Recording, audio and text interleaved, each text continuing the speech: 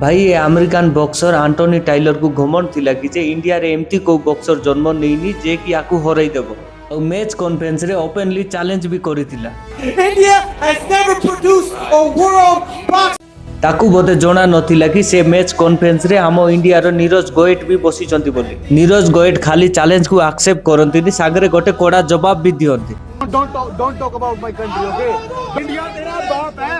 ଯେତେବେଳେ 20 ଡିସେମ୍ବର ରେ ଦୁବାଇ ରେ ମ୍ୟାଚ୍ ହେଲା नीरज गोएट ए अमेरिकान भाईना को एमती पेला पेलीचंती कि आज पूरा वर्ल्ड आम इंडिया पाई प्राउड फील करूची। ए मैच रे हारला परे भी ए अमेरिकान भाईना को बुद्धि पुरला नै जे बैक स्टेज रे आसिकिना नीरज भाई को अपमान भी करिथिले। परे जा घटिथिला ना आपण माने सुनी भी पारबे ना। ए पूरा मैच रे नीरज भाईंकर सबुठारु भल कथा हला से आम नेशनल लैंग्वेज को नै प्राउड फील कले आ सेठी प्रमोट भी करिथिले।